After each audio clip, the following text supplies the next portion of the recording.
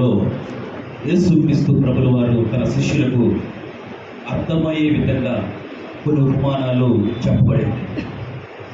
మత్తయి సువార్త, మార్కు సువార్త, లూకా సువార్తలు కూడా ఎక్కువ ఉపమానాలు అంటే తన శిష్యులకు ఎక్కి అందరికీ అర్థమయ్యే విధంగా ఉపమానాలు చెప్పబడింది. దాంట్లోంచి మత్తయి సువార్త 13వ అధ్యాయము 31వ వచనంలో ఒక మాట మనం చదువుతున్నాం. మరోసారి ఆ వాక్యాన్ని మనం లోతుగా ధ్యానం చేద్దాం. ఆయన మరియ కుమారుడు వారితో చెప్పిన, పరలోక రాజ్యము ఒకడు తీసుకొని తన పొలంలో విత్తిన ఆవు గింజను పోలి ఉన్నది. అది విత్తనములన్నిటిలో చిన్నదే కానీ పెరిగినప్పుడు పూర్ణ మొక్కలన్నిటిలో పెద్దదై ఆకాశ పక్షులు వచ్చి తన కొమ్మల యందు నివసించునాక స్తోత్రం హల్లెలూయా. ఇది మనం వాడుతూ ఉంటాం కదండి, ఆవగింజ, ఆవాలు మనం ఉపయోగిస్తాం కదండి ఆవాలు, ఆ ఆవ గింజ మనం అందరం వాడుతూ ఉంటాం. కానీ అది ఎలా వచ్చిందో, ఎక్కడి నుంచి వచ్చిందో, దాని చెట్టు ఎలా ఉంటుందో చాలా మంది తెలియదు. దాని చుట్టూ పూర్వకాలు ఎవరికి కూడా తెలియదు. అయితే ఇక్కడ ఆవగింజ గురించి ప్రభు చెప్తున్నాడు.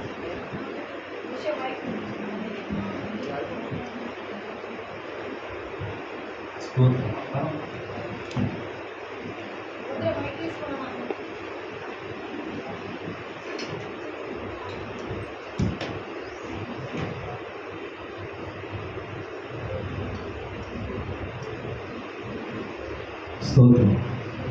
ఆవగింజ గురించి ప్రభు మాట్లాడుతున్నాడు. అయితే అది చిన్నదంట. అది ఎంత చిన్నదంటే దూరానికి చూస్తే కనీసం కనిపించదు. చాలా చిన్నది ఆవాలు. దేవుడు ఈ యొక్క ఉపమానాన్ని ఎందుకు చెబుతున్నాడంటే తన ప్రజలకు, తను వెంబడిస్తున్న వారందరికీ స్పష్టంగా అంటే వివరంగా అర్థం కావాలని ఈ మాటలు చెబుతున్నాడు. అయితే దీన్ని మనం కొంచెం లోతుగా వెళ్ళినట్లయితే ఈ ఆవగింజ కూర మొక్కలు అన్నింటికల్లా చిన్నదంట విత్తనం, కానీ దాని యొక్క చెట్టు చాలా పెద్దదంట.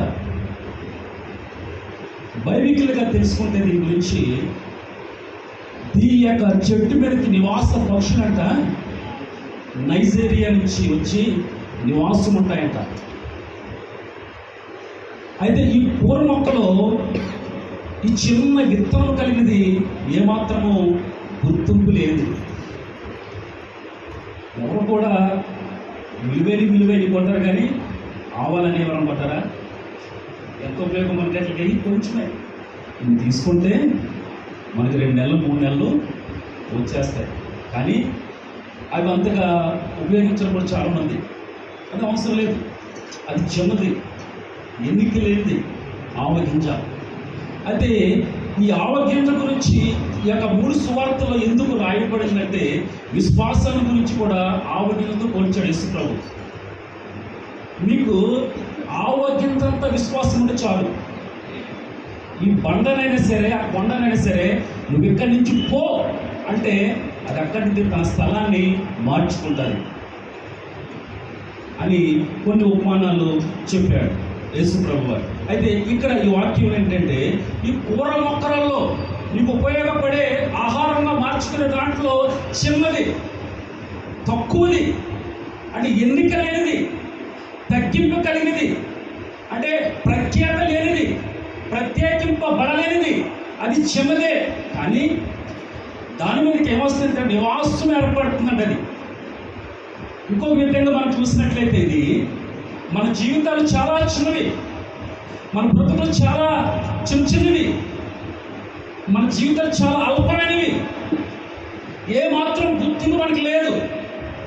ఒక ఆవగింజంత మనకు విశ్వాసం మనకు ఉంచితే, అంటే ఎవ్రీ 11వ అధ్యాయంలో ఉంటుంది, విశ్వాసం అనేది నిరీక్షింపు వాటి యొక్క నిజ స్వరూపము, అదృశ్యమైన నమ్ముటకు రుజువైనదంట. అంటే విశ్వసిస్తున్నావు, ఆ విశ్వాసానికి తగ్గ అంటే నువ్వు విశ్వసిస్తున్నావు, లేనిది నువ్వు నమ్మాలంట. ఎలాగ చూసిందే అని నమ్మలేము మనం, చూసిందే నమ్మలేము. అలాగే లేనిది ఎలా నమ్మగలము? లేనిది ఊహించుకుని ఎలా నమ్మగలము? ఆ దాన్ని ఇక్కడ ఈ మొక్కతో పోలిస్తున్నాడు ప్రభు. విశ్వాసం అనేది నిరీక్షింపబడి యొక్క నిజస్వరూపము, అదృశ్యమైన నమ్ముటకు రుజువైనదంట. మనం లేదు అంటే రేపు జరగబోయేది మనం నమ్మాలి. నా జీవితం ఇలాగే ఉంటుంది, ఇక్కడితోనే అంతమైపోతుంది, నా బ్రతుకు ఇక్కడే ఉంటుంది, ఈ ఎక్కడేస్తున్న పొంగలి అక్కడికే ఉంటుంది అనుకుంటే అక్కడే ఉంటుంది. లేదు, నా బ్రతుకు మారుతుంది, నా బిడ్డల జీవితం మారుతుంది, నా స్థితి ఈ విధంగా ఉండదు, నా బ్రతుకు ఈ విధంగా ఉండదు, నేను ఆలోచించాలంటే ఉండొచ్చు, ప్రస్తుతము నా బ్రతుకు కొంచెమే ఉండొచ్చు, లేదా నా యొక్క ఆశలు కొంచెం అయ్యచ్చు, కానీ నేను విశ్వాసం ఇచ్చా, నీ విశ్వాసం ఇచ్చిన దేవుడు ఆవగించంత విశ్వాసం ఉంటే చాలు, ఇదిగో నువ్వు కొండలను పగలబడతావు అన్నాడు. దేవునికి స్తోత్రం, హల్లెలూయా. మనకు ఆవగించంత విశ్వాసం ఉంటే చాలు. కానీ ఈ రోజున విశ్వాసుల్లో విశ్వాసం కొద్దివైపోయింది. విశ్వాసం ఎక్కడ దొరుకుతుందంటే చాలా మంది కూడా కొనుక్కుంటామేమనుకుంటారు. కొనుక్కుంటే దొరికితే విశ్వాసం కాదు. లేనిది నమ్మాలి, చూడకుండా నమ్మాలి. ఎలా నమ్ముతారు? తోమా కూడా అందరూ యేసుక్రీస్తు ప్రభుల వారు తన పునరుత్థానం తర్వాత తన శిష్యులు కనిపరుచుకున్నప్పుడు తోమా తనతో లేడు, ఆ శిష్యుడితో లేడు. తన శిష్యుడితో లేనప్పుడు వీళ్ళందరూ కూడా చూసి నమ్మారు. ప్రభు వచ్చాడు, బోధకుడు తిరిగి లేచాడు అని నమ్మారు. కానీ తోమా అయితే కమలలో ఒకడు. ఇద్దరు అన్నదమ్ములు తోమ. ఒక అన్న చనిపోయిన తర్వాత ఈ తోమా గారికి డౌట్ అంట, అనుమానం అంట, ఇది కూడా చూస్తానే కానీ నమ్మడంట. అలాంటి మనస్తత్వం కలిగిన వ్యక్తి తోమ. ఈ వ్యక్తి ఏం చేశాడంటే యేసు ప్రభుని నమ్మల. నేను ఆయన గాయంలో వేలు పెట్టి చూస్తే తప్ప నమ్మే వ్యక్తిని కాదు నేను. అప్పుడు ప్రభు అన్న ఒక స్టేట్మెంట్, చూచి నమ్మిన వారి కంటే చూడక నమ్మిన వారు. మనము చూడకుండా దేవుడి ఆశీర్వాదం చూడాలి. అంటే రేపు మన జీవితంలో ఏ కార్యం చేస్తాడో మనం ఎదురు చూడాలి. యెహోవా కొరకు ఎదురు చూచేవారు నూతన బలం పొందుతారంట. వాళ్ళు పక్షిరాజు వలె రెక్కలు చాపి పైకెత్తుతారంట. ఈ రోజున విశ్వాసంలో విశ్వాసం కొద్దివైపోయింది. ఈ విజ్ఞానాన్ని మరొక విధంగా మత్తయి సువార్త 17వ అధ్యాయము 20 వచనంలో కూడా ఈ ఆవగింజ గురించి రాయబడింది. 17, 20, 21.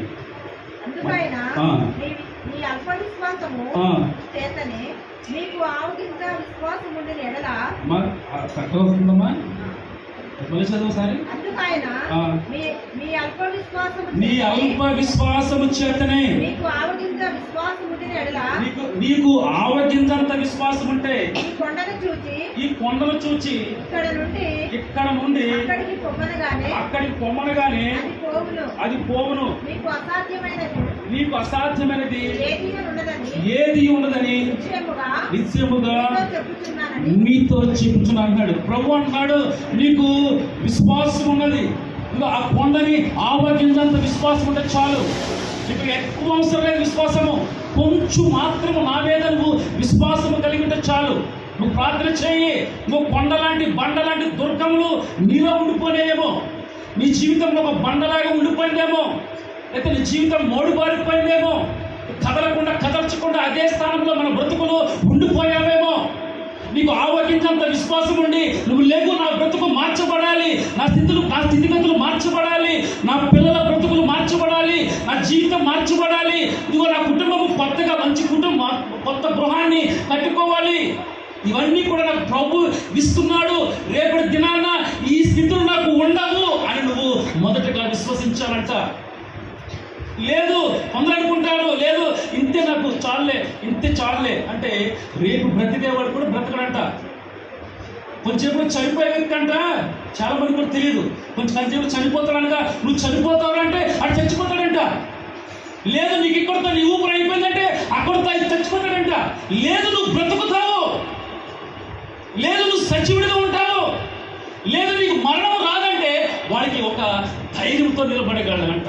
అది విశ్వాసం.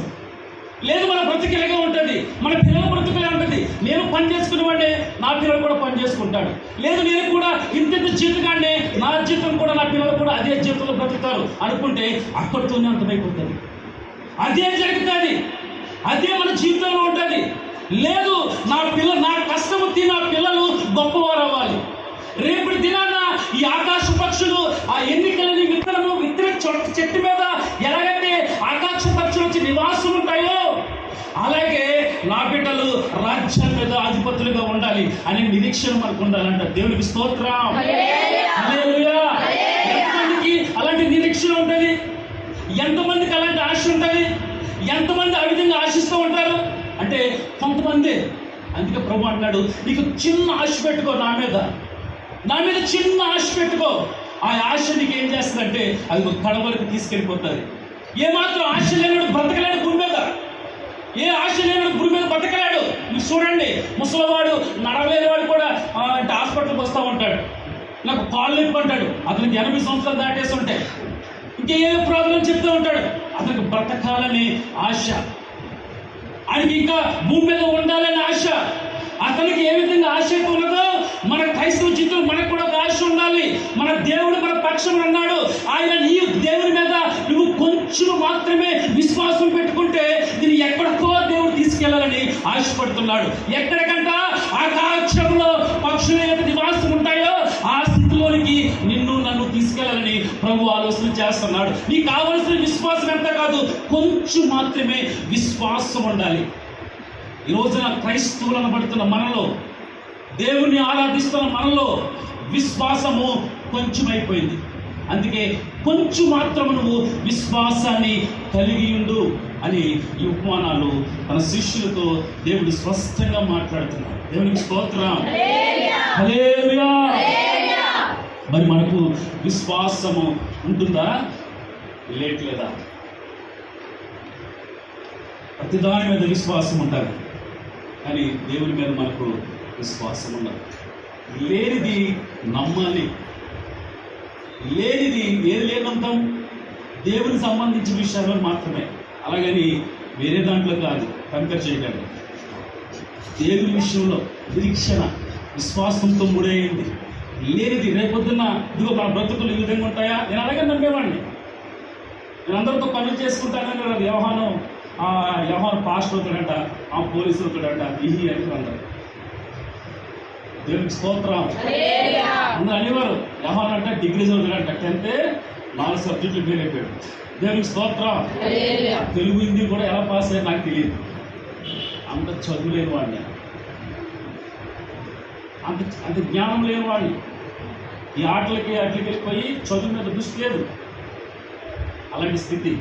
కానీ నేను నమ్మాను, నా దేవుడిని నమ్మాను. మా తండ్రి అనేవాడు, నీవు ఏదో రోజున ఒక మంచి ఉద్యోగంలో వెళ్తావు, ఒక ఉద్యోగంలో ఉంటావు, నా దేవుని సేవ నువ్వు చేస్తావు. ఆనాడే నా తండ్రి నన్ను ఆ విధంగా నడిపించాడు. ఆ విధంగా నిరీక్షణకు నన్ను విశ్వాసంలో నడిపించాడు.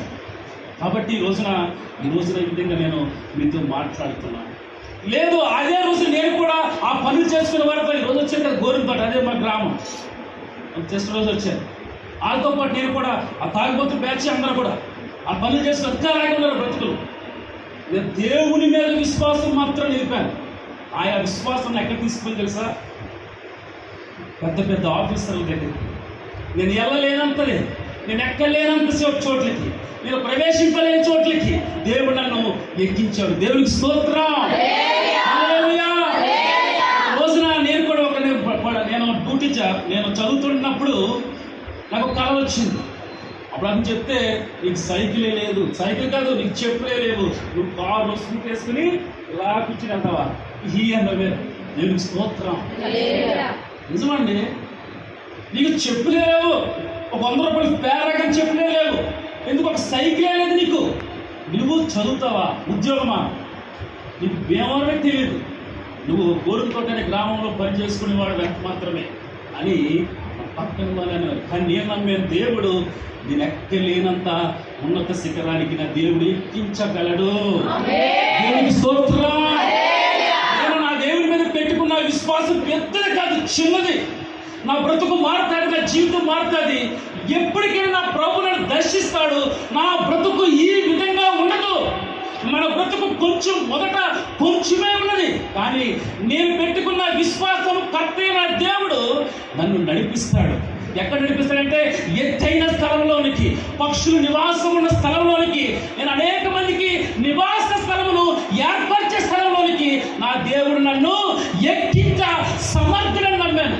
ఆ నమ్మకమే ఈరోజు నన్ను ఈ విధంగా నిలబెట్టింది. దేవునికి స్తోత్రం. హల్లెలూయా. దేవుడు అదే అంటున్నాడు, మీకు కొంచెం విశ్వాసం ఉంటే చాలు మీ బ్రతుకులు మార్చబడతాయి. మనకు కొంచెం విశ్వాసం ఉంటే చాలు మన స్థితిగతులు మార్చుతాయి. చాలా మంది అనుకుంటారు, అమ్మా నీకు కొత్త గృహం వస్తాయి. నాకు చుట్టూ రొప్పలండి, మీరేదో ప్రార్థన చేతకు వచ్చారు కానీ గృహం ఏంటంటే అంటారు. చూడండి, కొంతకాలం అయిన తర్వాత అలా కొత్త గృహాన్ని కడతారు. దేవునికి స్తోత్రం. హల్లెలూయా. దేవుడి దగ్గర ఎప్పుడు ఏదో కూడా మనం పొందుకుంటూ ఉండాలి. ఆయన ఇచ్చే దేవుడు. తన ప్రియులు నిద్రించుచుండగా ఆయన వారికి ఇచ్చుచున్నాడు. ఎందుకంటే నువ్వు ఎక్స్పెక్ట్ చేయవు. నువ్వు అనుకుంటావు నిద్రించడం అంటే ఏంటంటే నువ్వు ఆలోచించవు. ఆ ఆశీర్వాదం పొందుకోవడానికి ఎదురు చూడవు. నువ్వు ఎదురు చూడకుండా ఉన్నప్పుడే నా ప్రభు నువ్వు వెళ్ళే మార్గంలో దాన్ని పంపించగల సమర్థుడే అన్నాడు. దేవునికి స్తోత్రం. తన ప్రియులు నిద్రించుచుండగా ఆయన వారికి ఇచ్చేస్తాడు. నువ్వు ఎదురు చూడకుండా సరే నీ దగ్గరికి ఆశీర్వాదము వచ్చేస్తుంది, నీ కొత్త గృహము వచ్చేస్తుంది. దేవునికి స్తోత్రం. హల్లెలూయా. అందరూ అంటారు, మేము వెళ్ళినప్పుడు అనుకుంటారు, నువ్వేదో ప్రార్థన చేద్దాం వచ్చే కదా, ప్రార్థన చేసి ఎక్కొచ్చు కదా, పిల్లకాలం ఏంటి, పిల్లలే పుట్టరు మాకు అని సర్టిఫికేట్ డాక్టర్ చేసారు కదా, నువ్వేదో ప్రార్థన చేయడానికి వచ్చి ప్రార్థన చేస్తున్నాం అంటారు. మనం ఇప్పుడు కూడా మనం గుర్తనుకోవాలి, జరగదు అంటే జరగదు, జరుగుద్ది అంటే జరుగుద్ది. యేసయ్య ఉన్నది లేనట్టుగా, లేనిది ఉన్నట్టుగా మార్చగల సమర్థుడై ఉన్నాడు. దేవుని స్తోత్రం. రాజు ఆజ్ఞనే మార్చేశాడు, రాజ్యాన్ని దింపేశాడు, ప్రభుత్వాన్ని దించేశాడు. ఆయనకు విరోధముగానే ఉన్న ఏ ఆయుధము కూడా వర్ధిల్లదు. మనం సాధారణమైన వారు ఉండొచ్చు, ఒక ఆవకించి పోలిన వారు ఉండొచ్చు, ఎన్నిక లేని వారు ఉండొచ్చు, కానీ ఆకాశంలో ఉన్న పక్షులు, వేలాది పక్షులకు, గొప్ప పక్షులకు నివాస స్థలములు ఏర్పరిచే వారిగా మనందరం కూడా ఉండబోతున్నామని విశ్వసించాలి మొదట. దేవునికి స్తోత్రం. హల్లెలూయా. కదండి, నా బ్రతికింతే, నా స్థితి ఇంతే, నాకు చదువు రాదు, నాకేమి రాదు అనుకుంటే మనం ఏమి రాని వారిగా ఉంటాం. ఎందుకు రాదు? నా దేవుడు జ్ఞానమునకు కర్త, నా దేవుడు జ్ఞానం ఇచ్చేవాడు, నా దేవుడు ఐశ్వర్యం ఇచ్చేవాడు, నా జ్ఞానము ఆయన నాకు నేర్పించేవాడు. నేనే జ్ఞానమని, నేనే సౌర్యమని దేవుడు సేవలు చేస్తున్నాడు. ఎవరైతే ఆయన ఆశ్రయిస్తారో వాళ్ళు జ్ఞానవంతులుగా చేస్తాడు. మనం జ్ఞానం లేని వారు అనుకుంటాం, నా పిల్లలు జ్ఞానం లేని వారా, ఇది తింగరు వాడరా, తింగరా అనుకుంటే వాడు తింగరగానే ఉంటాడు. ఇదిగో వాడు గొప్పవాడు అవుతాడు, రేపు ప్రభుత్వానికి ఏలేవాడిగా ఒక ఏలికగా మార్చబడతాడంటే నీ మాట ఆశీర్వాదంగా మారి వాడు నుదుటి దాకా మార్చబడుతుంది. దేవునికి స్తోత్రం. అలాంటి ఆశ కలిగి ఉండాలి. ఆశ కలిగిన ప్రాణ దేవుడు తృప్తిపరుస్తాడు. దేవునికి స్తోత్రం. ఎంతమంది మనం ఆశ కలిగి ఉన్నాము? దేని మీద ఆశ కలిగి ఉన్నారంటే రేపటి మన బ్రతుకుల కొరకు, మెరుగైన బ్రతుకుల కొరకు, మంచి జీవితాల కొరకు, రేపు మనము ఒక దేవుణ్ణి ఆరాధించుకునే ఒక స్థలం కొరకు, రేపు మన నివాసం ఉంచే గొప్ప స్థలముల కొరకు ఆశ కలిగి ఉండాలి. ఆశ లేని వాడికి ఏది కూడా జరగదండి. కనీసం భూమి మీద వాడు బ్రతకలేడు. నువ్వు బ్రతుకుతావంటే లేదురండి ఇంకా అయిపోయిందంటే అప్పటికి అయిపోయింది. లేదు నేను బ్రతుకుతాను, లేదు నేను ఉంటాను, లేదు నేను సాధిస్తాను, లేదు నేను పొందుకుంటాను, నా దేవునితో పెరిగిలాడి నా బ్రతుకును మార్చుకుంటాను, నా దేవునితో పెరిగిలాడి నా స్థితిగతులు మార్చుకుంటాను అని నువ్వు దేవుడితో పోరాటం చేసి దేవుడితో పెరిగిలాడి ఎంతమంది తన బ్రతుకులు మార్చుకున్న వారు ఉన్నారు? చాలా మంది ఉన్నారు. లేదు ఇంకా ఈ పాపంలో నేను ఉంటాను, ఇదే జీవితంలో ఉంటాను, ఇదే నాకు హ్యాపీగా ఉంది, ఇదే కొనసాగిస్తానంటే వాళ్ళ జీవితాలు ఈ రోజున అలాగే మనం చూస్తూ ఉన్నాం. అలాంటి వారిగా మనం ఉండకూడదు. మన విశ్వాసం, మన కర్త మన దేవుడు. ఆయన ఆరాధిస్తున్న మనము విశ్వాసులం. మనలో ఉండవలసింది దృఢ విశ్వాసము, బల విశ్వాసము, నమ్మకమైన విశ్వాసము. ఆ విశ్వాసమే నీ మీద, నీ బిడ్డల మీద పెట్టుకోవాలి. నా బిడ్డలకు పెళ్లి కాదు, నా స్థితిగతులు మారవు అనుకుంటే మారవు. లేదు, నా దేవుడు నా బిడ్డలకు గొప్ప సంబంధాలు తేబోతున్నాడు. లేదు, నా దేవుడు నా పక్షం అంటున్నాడు. నాకు ఏది కావాలో ఆయన ఒక మెరుగు చేసి గొప్పది నా దేవుడు ఇవ్వబోతాడు అని మనం విశ్వసించాలి. ఆయన అంటాడు కదా, తన నీ పిల్లలకి నువ్వు రొట్టెలు అడిగితే పాములు ఇస్తావా? చేపలు అడిగితే ఏమైనా పాములు ఇస్తావా? రాయిని ఇస్తావా? ఇవ్వవు కదా. మీ తండ్రి మీకంటే శ్రేష్ఠుడు. దేవునికి స్తోత్రం. దేవుని దగ్గర విశ్వాసముతో దేవుని అడుగుతూ ఉండాలి. మనం ఇప్పుడు కూడా ప్రభు మందు విశ్వాసాన్ని కనపరుస్తూ ఉండాలి. ఆ విశ్వాసం ఎలా ఉండాలంటే బుద్ధిగా నమ్మేవారు దేవుణ్ణి. దేవుడు చేసే కార్యం, ప్రభువా రేపు నా బ్రతుకులో ఈ కార్యం చేయబోతు నీకు స్తోత్రం చెప్పాలి. నేను అలాగే విశ్వసించేవాడిని. ఈ 10th క్లాస్ ఇంటర్మీడియట్ నాకెక్కవచ్చు, నాకు చదువు రానివాడిని, ప్రభువా నాకు ఎగ్జామ్ పాస్ అయిపోయాను అని ప్రార్థన చేయబద్దు. సునీతమ్మ గారు, అక్క నాకు ఇంగ్లీష్ రాదాక అంటే నువ్వు ప్రార్థన చేయరా ఉంది. అక్క ఇంగ్లీష్ రాదాక అన్నాను. లేదు, నువ్వు ప్రార్థన చేయి. ఏసయ్యా నాకు ఇంటర్మీడియట్ ఎగ్జామ్ పాస్ అయిపోయినా ఏసయ్యా, రిజల్ట్ రాకముందే. చూడండి, చాలా మంది వినండి, రిజల్ట్ రాకముందే ఇంటర్మీడియట్ పాస్ అయిన ప్రభువా నీకు స్తోత్రం ప్రభువా ప్రార్థన చేయండి. సునీతమ్మ గారు, నేను అలాగే ప్రార్థన చేశాను. కొన్ని రోజులకు రిజల్ట్ వచ్చింది, పాస్ అయిపోయా. లేదు, నేను ఫెయిల్ అయిపోతాను, నా చదువులో మెరుగు రాదు, నేను ఇలాగే ఉంటానంటే అలాగే ఉంటాను. ఆశ లేని వాడికి భూమి మీద బ్రతకలేడు. ఆశ కలిగి ఉన్నవాడు దేనినైనా పొందుకోగలడు, పొందుకుంటాడు. అదే మన విశ్వాసముల కర్త, తను కొనసాగిస్తున్న దేవుడు. ఆయన వైపు చూస్తూ మనము ఓపికతో పరిగెట్టాలి. దేవునికి స్తోత్రం. హల్లెలూయా. మార్కు సువార్త 4వ అధ్యాయంలో కూడా 31వ వచనం కూడా యావ బిందు గురించి రాయబడి ఉంది. ఆ వాక్యాన్ని కూడా మనం ఒకసారి జ్ఞాపకం చేసుకుందాం. 4:31. ఆమా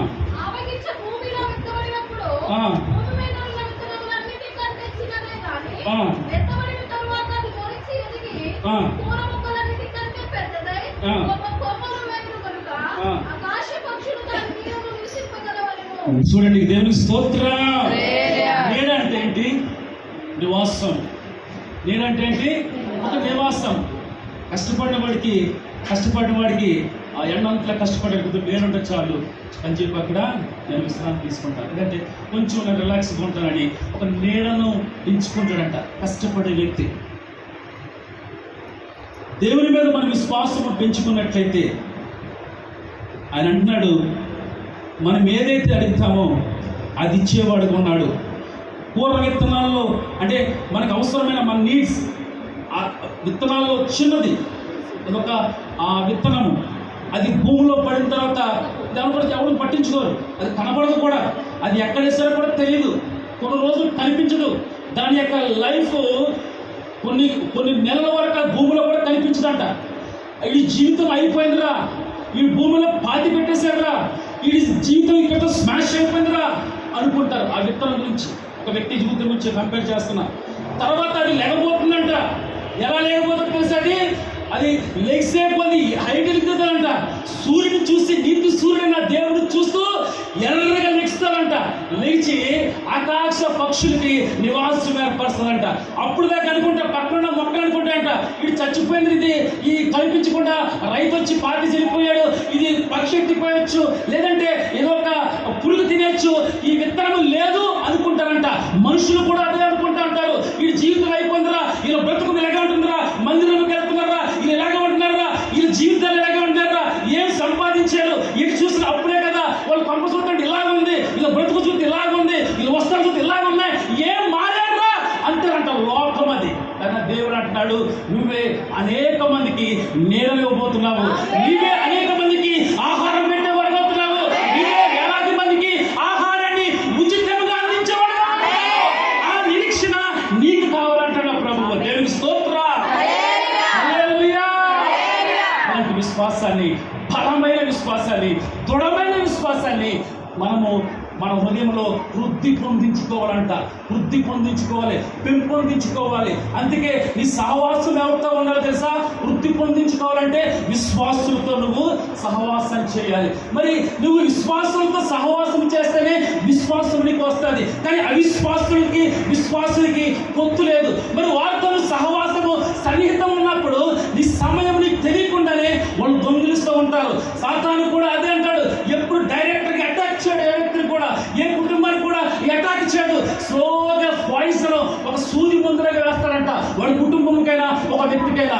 అది ఏం చేస్తుందంటే నీ బాడీలో ఎక్కేదానికి కొన్ని నెలలు కావచ్చు, కొన్ని సంవత్సరములు కావచ్చు, క్రమగా దేవుని మీద నీ విశ్వాసాన్ని తొలగిస్తూ ఉంటాడు. నువ్వు అనుకుంటావు ఒక రోజు నేను బైబిల్ చదవలేదు, ఏం కాదులే. ఒక రోజు నేను ప్రార్థన చేయలేదు, ఏం కాదులే. ఒక రోజు నా విశ్వాసము ఆ మోకాళ్ళ ప్రార్థన నేను దేవుడితో సన్నిహితంగా ఉండలేకపోయాను, ఏం కాదులే. రేపు చేద్దాంలని నువ్వు వాయిదా వేసావు అనుకో, ఆ రేపు కూడా అలాగే జరిగిందనుకో, నీకు తెలీదు నీ సమయం వాడు దొంగిలిస్తున్నాడు.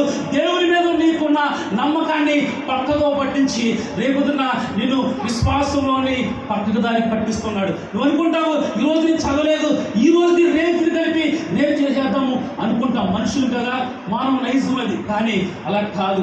ఒక్కరోజు నువ్వు ప్రార్థనలో నువ్వు చేయలేదనుకో, ఒక్కరోజు నువ్వు దేవుడితో ఉన్న సంగీతాన్ని నువ్వు చేసుకోలేదనుకో, దేవుడితో ఉన్న ఆ రిలేషన్ నువ్వు ఒక్కరోజు పోగొట్టుకున్నావనుకో, సాతాను వెరవేస్తాడంట, సాతాను చూస్తాడంట. చూసి ఈరోజు రాలేదు, దేవుడికి ఇది కలుసుకోలేదు, ఇదిగో ఈ రూపంలోకి వెళ్దాం, ఒక వ్యక్తి ద్వారా వెళ్దాం, మాట్లాడదాం, అతని యొక్క మైండ్ అంతా డైవర్ట్ చేద్దామని ఆ మొదటి రోజే వాడు నీ వైపు ఎదురు చూస్తాడంట. అందుకే అంటున్నాడు, మనం పోరాడేది ఎవరితో అంట? మనుషులతో కాదు, మనుషులతో పోరాడతలేదు. అపవాది తంత్రములు, అంధకారంలో ఉన్న లోకనాథులతో మనం పోరాడుతున్నాం. అందుకే మనం నిరంతరము ప్రార్థనలో పోరాడుతూ ఉంటే, నిరంతరము దేవునితో ఒక సన్నిహితాన్ని మనము పెంచుకున్నట్లయితే మనలో విశ్వాసము దృఢపరచబడతాది. దృఢం అంటే ఏం తెలుసా? బలమైనది. దృఢమైన సిమెంట్ అంటారు కదా, రాసి సిమెంట్, నాగార్జున సిమెంట్, దృఢమైన సిమెంట్ అంటారు కదా సాధారణంగా. అలాగే మన విశ్వాసము దృఢముగా ఉండాలి. అది దేవునితో పెనవేసుకునే విధంగా ఉండాలి. ఆ పెనవేసుకునే బంధాన్ని ఎవడు కూడా కదపలేడు. మీరు చూడండి, నేను సాధారణంగా మాట్లాడుతున్నాను. రెండు మూడు కర్రలు అంటే ఎవడైనా విరగొట్టగలరా? ఒక కర్రగా ఉన్నప్పుడు ఎవడైనా తొక్కితే ఇరిగిపోతుంది, ఎవడైనా ఇలాంటి ఇరిగిపోతుంది. అది మన బ్రతుకు. కానీ ఇంకో కర్ర దేవునితో మనం ఏకం చేయకున్నప్పుడు ఎందుకంటాడు కదా, ఇదిగో మీరు నాతో అంత కట్టబడి ఉండాలి. ద్రాక్షావల్లిని నేను, తీగలు మీరు, ఇదిగో మీరు నాతో అంత కట్టబడి ఉండాలి. ఇదిగో మీరు లోకంలో ఉన్నారు కదా, ఒంటరిగా ఉంటే సాతాను మిమ్మలను నలిపివేసేస్తాడు, సాతాను మిమ్మల్ని కలవరపరిచేస్తాడు. నీ సహవాసం నాతో ఉండాలి, నువ్వు నాతో అంత కట్టబడి ఉండాలి. ఈ అంత కట్టబడి ఉన్న వాడిని ఏ శక్తులు కూడా, ఏ లోకనాథులు కూడా, ఏ మంత్రతంత్రాలు కూడా ఏమి చేయలేవు. విశ్వాసుల్ని, నిజమైన విశ్వాసుల్ని సాతాను శక్తులు అడ్డుకోలేవు. అవి ఓడిపోతాయి. నా జీవితంలో కూడా నేను చాలాసార్లు చూసి ఉన్నాను. ఇదిగో నీ దేవుని ముందు నేను ఓడిపోయాను, ఇదిగో నీ ప్రార్థన ముందు నిలబడడానికి పెడుతున్నాను, ఇదిగో నువ్వు ప్రార్థన ఆపు, నేను వెళ్ళిపోతున్నానని అనేక సార్లు నేను ఎదురు పోట్లాట చేసి ఉన్నాను. ఇదిగో నీ దేవుని మీద ఓడిపోయాను, ఇది నీ ముందు కొట్టాను, ఓడిపోయాను, ఇది నీకు అన్నం, నేనేమి నేను చేయలేను అని దండలు పెట్టి వెళ్ళిపోతాయి. నీ విశ్వాసము దేవునితో పెనవేసుకొని ఉన్నప్పుడు. కానీ నీ విశ్వాసము లోకములతో ఉన్న వారితోటి, లోక సంబంధులతో ఉన్న వారికి, నువ్వు లోక సంబంధులుగా ఉన్న వారితోటి నువ్వు సన్నిహితం కలిగి ఉంటే నిన్ను తెలియకుండానే లాగి వేస్తూ ఉంటారు. ఎలాగో తెలుసా? ఇంజక్షన్ సూది ముందు వేసి స్లోగా లాగుతూ ఉంటారంట. ఆ వాయిస్ కూడా డైరెక్ట్ ఎక్కదో. నువ్వు అనుకుంటావు బాగానే ఉన్నాను కదా, బాగానే చూస్తున్నాను కదా అనుకుంటావు. నీ చూపు మందగిస్తుంది, నీ ప్రార్థన చల్లారిపోతూ ఉంటుంది, దేవుని మీద నమ్మకం తగ్గిస్తుంది. నువ్వు అప్పుడు దాకా దేవుడితో ఉన్న సన్నిహితాన్ని పోగొట్టుకుంటావు. ఆయనతో ప్రార్థన చేసే అనుభవాన్ని కొంచెం తగ్గించి ఉంటే నిన్ను విశ్వాసంలో నుండి అల్ప విశ్వాసంలోనికి, దృఢమైన విశ్వాసంలోనికి, విశ్వాసం లేని ఆ విశ్వాసులతోటి సాతాను నిన్ను లాగి వేస్తూ ఉంటాడంట. అందుకే నీ విశ్వాసము దృఢముగా ఉండాలి. అందుకే నువ్వు దేవునితో అంటి కట్టబడిన వాడిగా ఉండాలి, అంటు కట్టబడిన వాడిగా ఉండాలి. అందుకే ఇక్కడ ఆవ గింజతో పోలుస్తున్నాడు. ఆవ గింజలు చిన్న చిన్నయంట, కానీ ఎన్నికలేనివంట, కొంచెం మాత్రమే ఉంటాయంట. ఏ మాత్రము గొప్ప గొప్ప గొప్ప వాటిలో పెట్టమంట, అట్లే చిన్న డబ్బాలో పక్కడేసి ఎక్కడో పడతామంట. అతను ఎవరు కూడా చూసుకోరు. బీరువాలో పెట్టుకుంటామా? పెట్టుకోము. బట్టలో పెట్టుకుంటామా? పెట్టుకోము. వాసన వస్తాయా? రావు. ఎందుకు పనికి రావి? అదే మన జీవితం. కానీ అది భూమి మీద పాడబడుతుంది, భూమి మీద పడబోతుంది, నాటబడుతుంది. మనుషులు చూసి అయిపోతారు అనుకుంటారు, కానీ అయిపోలేదు. కానీ అది లేకపోతుంది. ఎలా లేకపోతుంది అంటే దేవుని యొక్క ప్రభావంతో, దేవుని యొక్క మహిమతో, ఆయన ప్రత్యక్షతో లేకపోతుంది. అది అనేక మందికి నివాసాలుగా, అనేక మందికి ఆహారం పెట్టేవారుగా, అనేక మందికి దీవెనకరంగా, మాదిరికరముగా ఆ దేవుడు దానిని లేకపోతున్నాడు. దేవునికి స్తోత్రం. హల్లెలూయా. విధమైన విశ్వాసంలోనికి నువ్వు నేను కూడా రావాలి. మరి మనము ఆ విధముగా ఆలోచన చేస్తున్నామా? సరిపెట్టేసుకుందామా? ఇక్కడితోటి అనుకునేవారు చాలా మంది ఉన్నారు. సరిపోతుంది మన జీవితము, భూమి మీద బ్రతికేం కదా, ఇంకేం సాధిస్తాంలే, ఇంకేం చేస్తాంలే అన్నవాళ్ళు చాలా మంది ఉన్నారు. ఈ రోజున మొన్న వచ్చింది IAS result, IAS UPS service 11 సార్లు అటెంప్ట్ చేశాడంట ఒక వ్యక్తి. ఆ నాన్న రిక్షా దొరుకుతాడంట. ఎక్కడ ఏ రాష్ట్రం అంటే ఒరిస్సా పక్కనే ఛత్తీస్గఢ్, మహారాష్ట్రలో 11 సార్లు రాశాడంట. అలా రిక్షా దొరుకుతాడంట. ఇతను సైకిల్ షాప్లో ప్యాచ్ చేస్తాడంట. అతను అన్నాడంట, వాళ్ళ పెదనాన్న అన్నాడంట, ఒరే నువ్వు సైకిల్ షాప్లోనే చేసుకుంటే సైకిల్ షాప్ పెట్టుకుంటావేమో, సైకిల్ షాప్లో ప్యాచ్ చేయాలంటే సైకిల్ షాప్ పెట్టుకుంటావేమో, లేదంటే సైకిల్ స్టాండ్ పెట్టుకుంటావేమో, కానీ గొప్పవాడు అయితే కాలేరా అనేవాడంట. కానీ వాళ్ళ నాన్న అన్నాడంట, రే ఒక రూపాయి పోటీ చేస్తాను, నేను ఢిల్లీ పంపిస్తాను, ఇదిగో గొప్ప వారు నర్సుడు అక్కడికి పంపిస్తాను, నువ్వు చదువుకో, నువ్వు గొప్ప ప్రయోజకుడు అవుతావు అని వేలకు సంపాదించి రూపాయి కూడబెట్టి ఆ కుమారుడికి ఇచ్చి పంపితే అతను 11 సార్లు రాశాడంట. అంటే 11 సంవత్సరాలు కష్టపడి రాస్తాడంట. ఈరోజు దేశాన్ని పరిపాలించే ఒక నాయకుడు రాజకీయ నాయకుడు కాదు, ప్రభుత్వ అధికారిగా అతను 286 ర్యాంకు సాధించాడంట. దేవునికి స్తోత్రం. తండ్రి అనుకోవచ్చు కదా, నా కొడుకు నేను బ్యాచ్ నేర్చుకునేవాడిని, నా కొడుకు సైకిల్ షాప్ సరిపెట్టుకుందామంటే అతనికి నిరీక్షణ లేదు, విశ్వాసం లేదు. అక్కడితో సరిపెట్టుకుంటానంటే మన జీవితమే లేదు, ఇంకా లేదు. నా కొడుకు జీవితము ఇది ఒక ప్రభుత్వ అధికారి, ఒక పార్లమెంట్లో ఒక ఆఫీసర్, ఒక ఐఏఎస్ ఆఫీసర్ గా చూడాలనుకుంటున్నాను అంటే ఈ సైకిల్ షాపులు ట్యాక్స్ చేసుకుంటారు, ఏమంటారు, నవ్వుతారు. అలాగే మనల్ని చూసి కూడా నవ్వుతూ ఉంటారు చాలా మంది. కానీ మన వాళ్ళే ఎవరైతే నోరు బయట పెట్టి పెకలిస్తూ ఉంటారో వారే రేపు వచ్చి నేను కనపరిచే వారిగా ఉండబోతున్నారు. దేవుని స్తోత్రం. ఎవరైతే మనం తిట్టేవారికి ఉన్నారో, ఎవరైతే మళ్ళీ అవమానపరిచే వారు ఉన్నారో, రేపే వాడు మన దగ్గర వచ్చి రే బాగా కొట్టారా, మంచి జాబ్ కొట్టారా, మంచి స్థితిలోకి వెళ్ళారా, నువ్వు వెళ్తావురా అని నేను ప్రోత్సహించే వారికి అయిపోతారు. దేవునికి స్తోత్రం. హల్లెలూయా. అందుకే మన విశ్వాసము కనీసం ఆవగింజంత ఉంటే చాలు, ఆవగింజం తింటే చాలు. ఆ ఆవగింజని ఎక్కడ తీసుకుపోతుందంటే ఉన్నతమైన శిఖరాలకు తీసుకెళ్ళిపోతుంది, ఉన్నతమైన ఆ మెట్లకు తీసుకెళ్ళిపోతుంది. మరి ఆ విశ్వాసము నీలో ఉందా?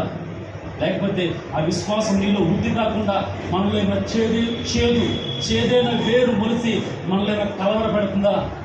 అది విశ్వాసం తొలగిపోతున్నావా? అది విశ్వాసం నీలో వృద్ధి కావట్లేదా? అల్ప విశ్వాసం ఉన్నావా? మోకరించి ప్రార్థించే, ప్రభువా నాకు విశ్వాసంలో నేను దృఢపరచబడాలి, అల్ప విశ్వాసంగా ఉండకూడదు, ఇదిగో అల్ప విశ్వాసం ఉంటే నేను ఎందుకు పొందుకోలేను, నాకు దృఢమైన విశ్వాసము కావాలి, నన్ను దృఢపరచు ప్రభువా, విశ్వాసంలో బలపరచు ప్రభువా అని ప్రార్థన చేయగలిగితే నా దేవుడు నీ జీవితంలో లేనిది ఉన్నట్లుగా, ఉన్నది లేనట్లుగా చేయగల సమర్థుడిగా ఉన్నాడు మన దేవుడు. అట్టి దేవుడిని మనం ఆరాధిస్తున్నాము. అట్టి దేవుని మనం మహిమపరుస్తున్నాం కనుక మనం సాధారణమైన వ్యక్తులమే కావచ్చు, రేపు మనము మన బిడ్డలు రాజ్యం మీద అధిపతులుగా రాబోతున్నారని విశ్వాసం ఉంచాలి. అట్టి విశ్వాసం చేత దేవుడు మనందరినీ దృఢపరిచి బలపరిచి నడిపించుగాక. ప్రార్థన చేసుకుందాం. ప్రార్థన చేసుకుందాం. అలాగే ఉన్నట్లయితే ప్రభువా నా విశ్వాసం దృఢపరచువా, ఇదిగో నా విశ్వాసం ఎంత ఉండాలో ఎంత కాదు ప్రభువా, కొంచెమైనా ఉంటే చాలు ప్రభు అని అయ్యా నాతో మాట్లాడారు. ఇదిగో నేను